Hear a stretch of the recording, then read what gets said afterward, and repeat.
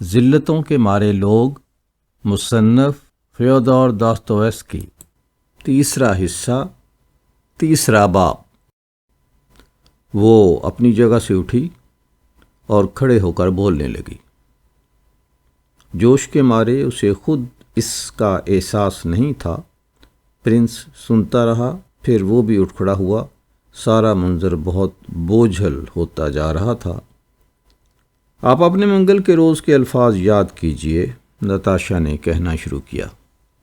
آپ نے کہا تھا کہ آپ کو روپیہ چاہیے، وہی پٹا ہوا راستہ کہ سماج میں حیثیت چاہیے۔ آپ کو یاد ہے؟ یاد ہے؟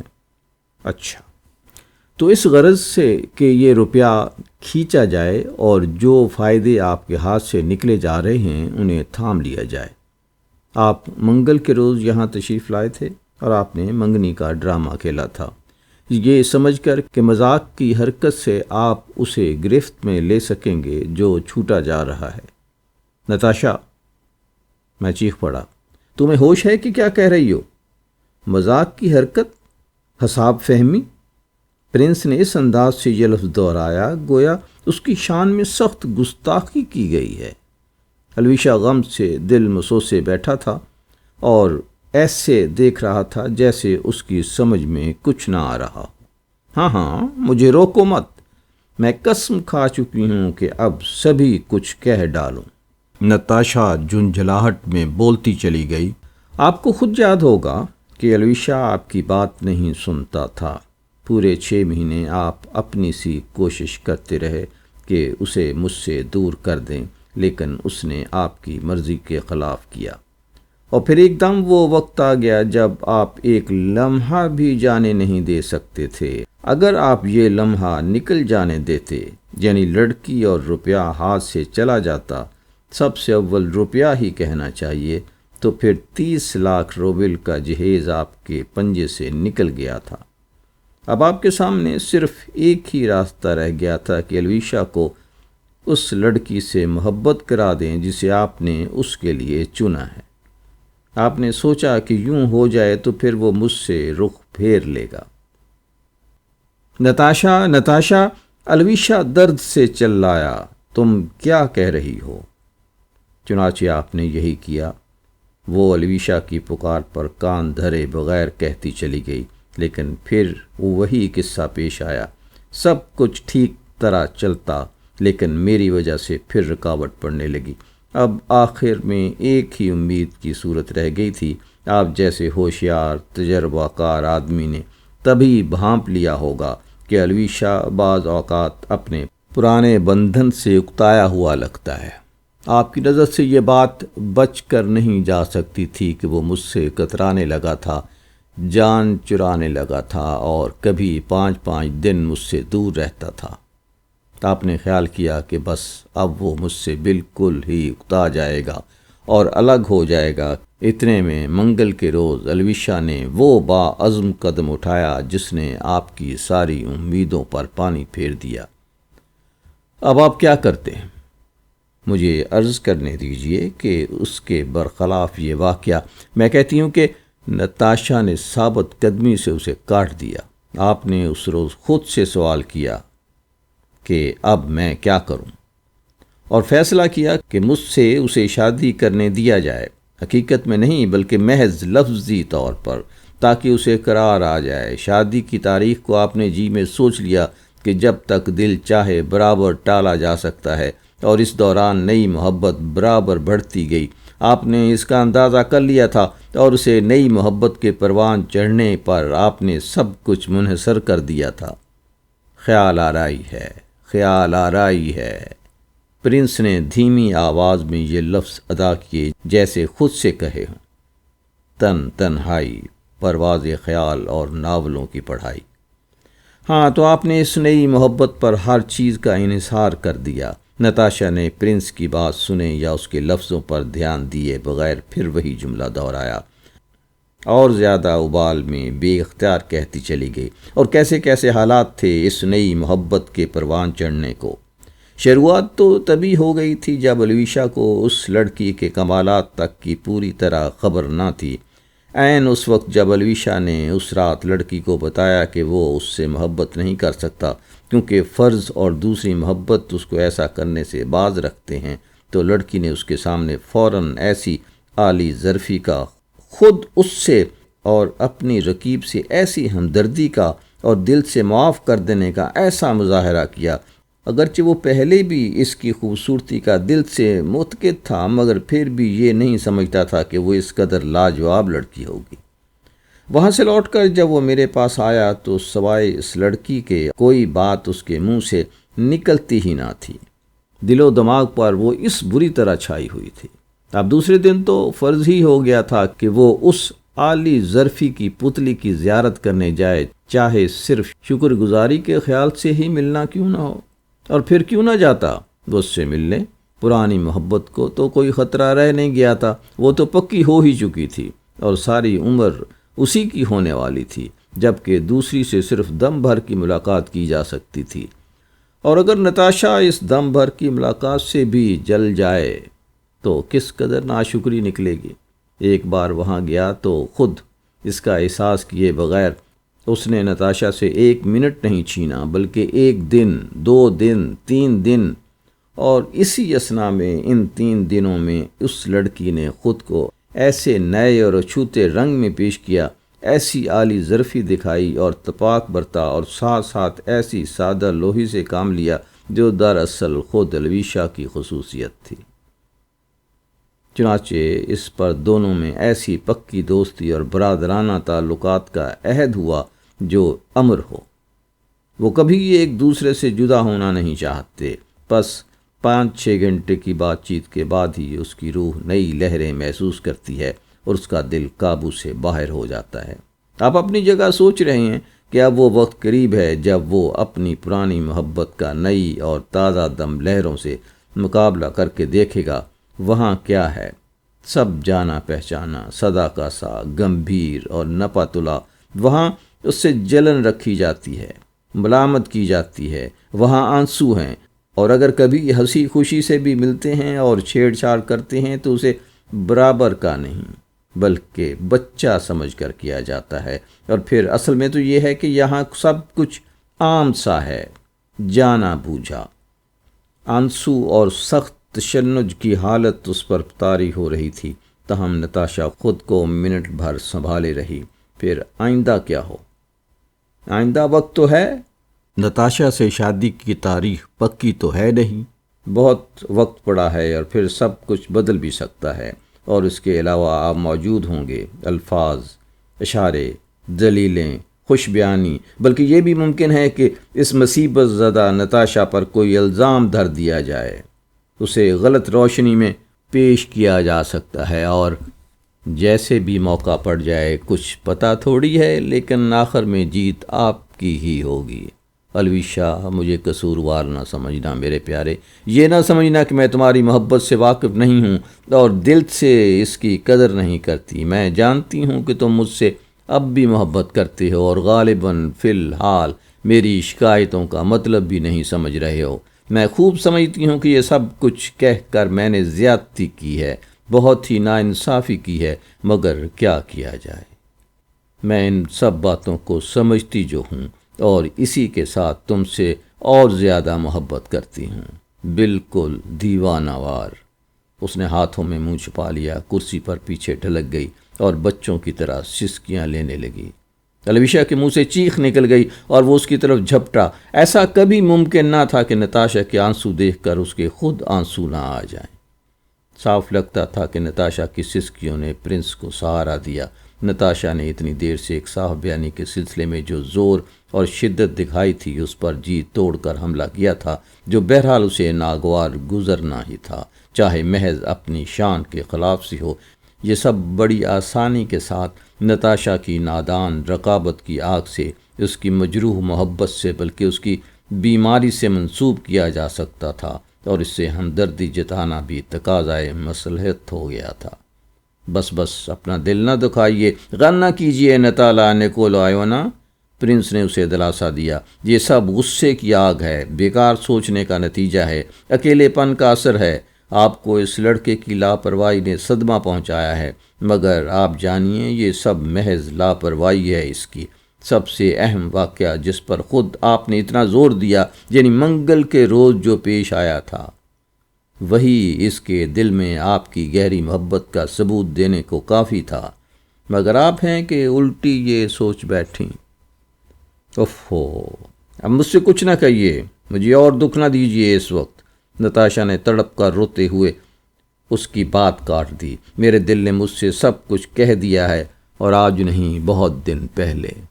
کیا آپ کا خیال ہے کہ میں اتنا نہیں سمجھتی کہ اس کی پہلی محبت سب گزر گئی، جہاں اس کمرے میں اکیلی پڑی ہوئی، جب وہ مجھے چھوڑ کر چل دیا، مجھے بھول گیا تو مجھ پر سب کچھ بیت گیا۔ میں نے ہر بات کو سوچا، اور کرنا بھی کیا تھا مجھے۔ الویشا، میں تمہیں الزام نہیں دیتی، آپ کیوں مجھ سے دھوکہ کر رہے ہیں؟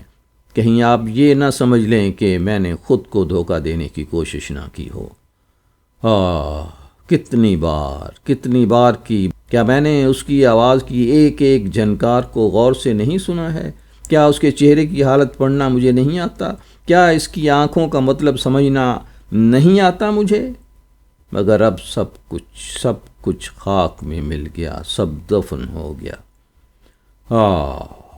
میں کیسی بد نصیب ہوں۔ الویشا اس کے سامنے گھٹنوں پر جھکا ہوا رو رہا تھا۔ ہاں، یہ سب میرا قصور ہے، یہ سب میری بدولت ہوا۔ وہ سسکیاں لیتے ہوئے دوہراتا رہا۔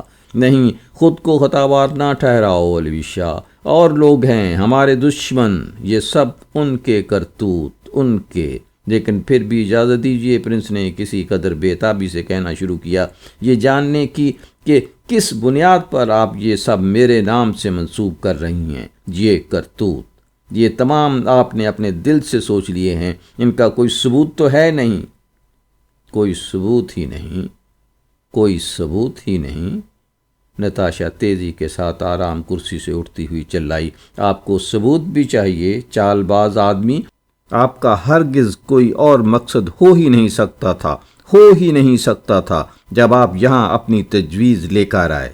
آپ کو ضرورت تھی کہ بیٹے کو ادھر سے مطمئن کر دیں، اس کے ضمیر کو ٹھنڈا کر دیں، تاکہ وہ اب آزاد اور پرسکون ذہن کے ساتھ خود کو قاتیہ کے حوالے کر دے۔ اس کے بغیر وہ ہمیشہ میرا خیال کرتا اور آپ کی مرضی کے آگے سر جھکانے سے انکار کرتا رہتا، اور آپ انتظار کرتے کرتے تھک چکے تھے۔ اب کہیے، کیا یہ سچ نہیں ہے؟ مانتا ہوں، پرنس نے طنزیہ تبسم کے ساتھ کہا۔ اگر میں آپ کو دھوکہ دینا چاہتا تو میں اسی طرح حساب لگاتا۔ آپ بہت ہی حاضر دماغ ہیں، لیکن ثبوت پہلے ہونا چاہیے تھا، تب آپ اس طرح سخت جملوں سے لوگوں کی توہین کرتی۔ ثبوت؟ اور آپ کا پہلے کا تمام سلوک جو اسے مجھ سے توڑنے کے لیے آپ کرتے رہے ہیں۔ جو شخص اپنے بیٹے کو یہ سکھائے کہ اس قسم کی ذمہ داریوں کی پرواہ نہ کرو اور ان سے کھیلے جاؤ، دنیاوی وجاہت کی خاطر، روپے کی خاطر، وہ اولاد کو بگاڑ رہا ہے۔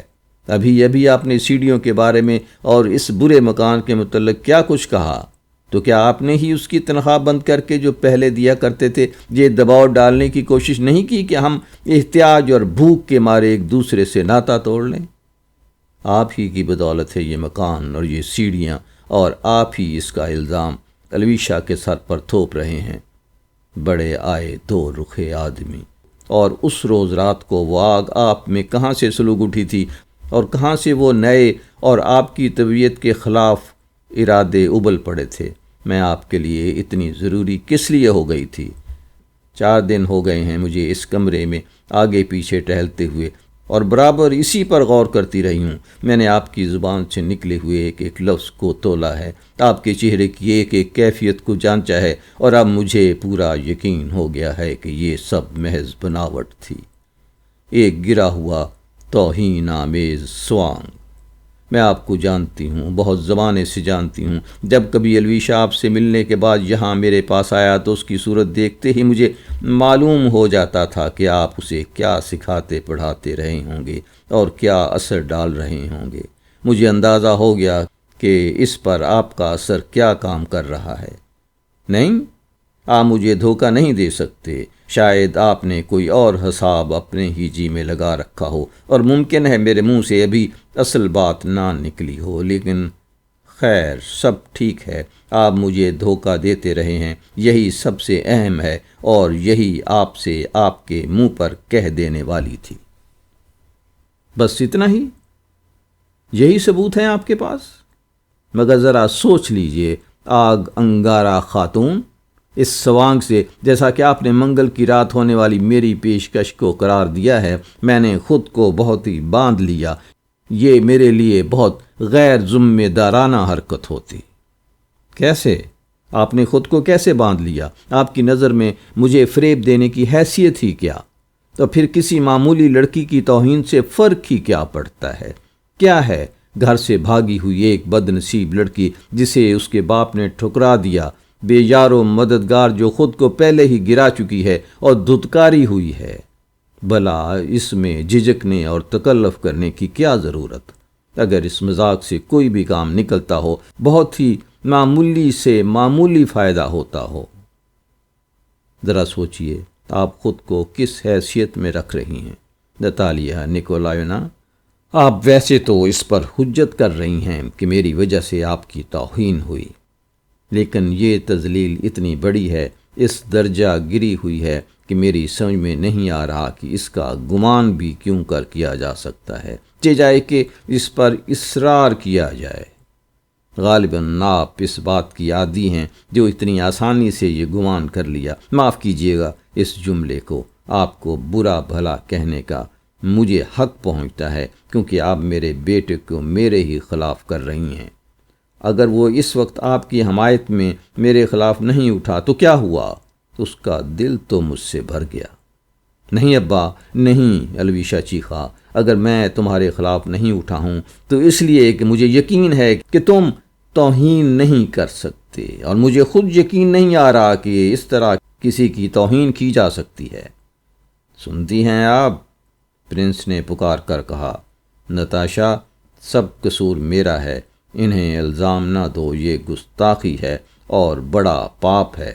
سنتے ہو وانیا، وہ ابھی سے میرے خلاف ہے، نتاشا چلائی۔ بس بہت ہوا، پرنس بولا، اس ناگوار منظر کا خاتمہ ہی کر دینا چاہیے۔ یہ ہر قید و بند سے آزاد رقابت اور جلن کا اندھا اور وحشیانہ بخار آپ کے مزاج کی تصویر کشی کرتا ہے، اور آپ کی تصویر بالکل ہی نئے رخ سے دکھاتا ہے۔ مجھے آپ کی طرف سے اندیشہ ہو گیا، ہم نے جلد بازی سے کام لیا، واقعی جلد بازی ہو گئی۔ آپ نے تو غالباً اس پر دھیان بھی نہ دیا ہوگا کہ میری کتنی توہین کی ہے۔ آپ کے لیے یہ کچھ بھی نہیں، جلد بازی ہو گئی، ہم سے جلد بازی ہو گئی۔ واقعی ویسے تو مجھے اپنے قول کا پاس ہونا چاہیے، لیکن میں باپ ہوں اور اپنے بیٹے کی زندگی کا سکھ چاہتا ہوں۔ تو آپ اپنے لفظوں سے مکر رہی ہیں؟ نتاشا آپے سے باہر ہو کر چیخ پڑی۔ آپ کو موقع مل گیا، لیکن آپ جانتے ہیں میں خود 2 دن ہو گئے ہیں یہاں پر تنہا فیصلہ کر چکی ہوں کہ اسے اس کے قول سے آزاد کر دوں، اور اب میں سبھوں کے سامنے وہی دہراتی ہوں، مجھے انکار ہے اس رشتے سے، مجھے انکار ہے اس رشتے سے۔ ہاں تو یہ بات ہے، شاید آپ چاہتی ہیں کہ اس پر پہلے کی فکریں پھر مسلط ہو جائیں، فرض کا احساس پھر غالب آئے، اور اپنی ذمہ داریوں کی تمام تر پریشانی پھر ستانے لگے، جیسے کہ ابھی زبان سے کہہ چکی ہیں، تاکہ پہلے کی طرح وہ خود کو آپ کا پابند محسوس کرے۔ خود آپ ہی کے نظریے سے اس کی تائید ہوتی ہے، اور اسی لیے میں کہہ بھی رہا ہوں، لیکن کافی ہے، وقت خود فیصلہ کر دے گا۔ میں کبھی اطمینان کے لمحے اپنی صفائی دوں گا۔ مجھے امید ہے کہ ہم اپنے تعلقات ہمیشہ کے لیے نہیں توڑ رہے ہیں، اور یہ بھی امید رکھتا ہوں کہ آپ مجھے ٹھیک طرح سمجھنا سیکھیں گی۔ آج ہی میں سوچ کر آیا تھا کہ آپ کے گھر والوں کے بارے میں جو سبیل میں نے نکالی ہے وہ آپ سے بیان کروں گا، اور آپ خود دیکھ لیتی کہ مگر خیر۔ ایوان پیتروچ، اس نے میری طرف بڑھتے ہوئے کہا، اب میں پہلے سے بھی زیادہ اس بات کی قدر کروں گا کہ آپ سے نزدیکی تعلقات قائم ہوں، اور اس کا کیا ذکر کہ یہ میری دیرینہ آرزو ہے۔ امید ہے کہ آپ اسے مانیں گے۔ اگر آپ کی اجازت ہو تو میں 2-1 دن میں آپ کے ہاں حاضر ہوں گا۔ میں نے سر جھکایا۔ خود مجھے بھی ایسا لگا کہ اب میں اس سے تعلقات رکھنے سے کترا نہیں سکوں گا۔ اس نے مجھ سے ہاتھ ملایا، خاموشی سے نتاشا کے آگے سر جھکا کر سلام کیا اور اس انداز سے نکل گیا گویا اس کی شان میں بے ادبی کی گئی ہو۔